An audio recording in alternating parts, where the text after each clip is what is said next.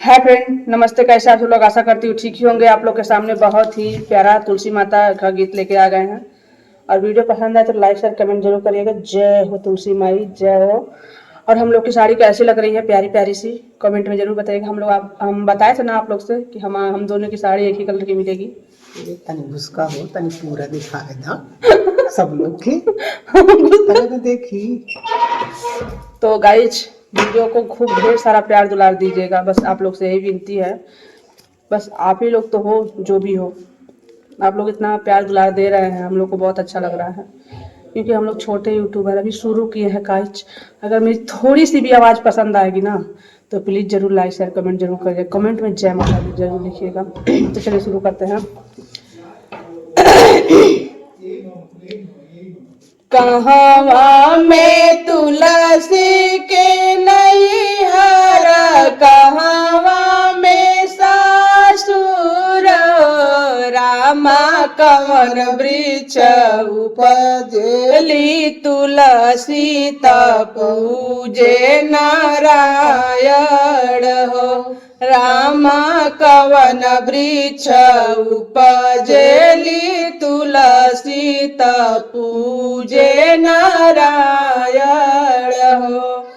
गोकुल में तुलसी के नैहर, मथुरा में सासुर हो। गोकुल में तुलसी के नैहर, मथुरा में सासुर हो। रामा चंदन वृक्ष उपजेली तुलसी पूजे नारायण हो। रामा चंदन वृक्ष उपजेली तुलसी पूजे नारायण हो। ललना चंदन वृक्ष उपजेली तुलसी पूजे नारायण हो। जहु हम जनती की तुलसी सवत हमारी बनबू न हो। जहु हम जनती की तुलसी सवत हमारी बनबू न हो। जहु हम जनती की तुलसी सवत हमारे बनबू न हो। तुलसी तोहरा के जड़ से उखड़ती जमुना बीचे फेंकी हो। तुलसी तोहरा के जड़ से उखड़ती जमुना बीचे फेंकी हो।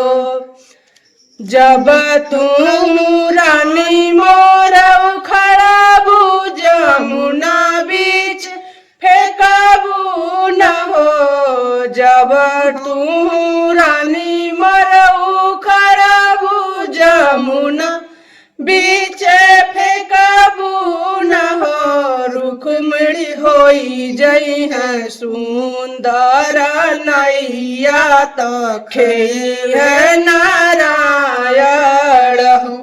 रुक्मिणी होई जई है सुंदर नैया तखे है नारायण हो।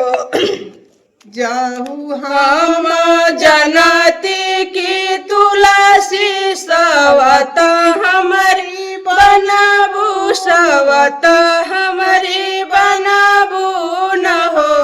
तुलसी नैया के आरई से कटवती भवरवा में झोंकी देती हो। रामा तुलसी के आरी से कटवती भवरवा में झोंकी देती हो।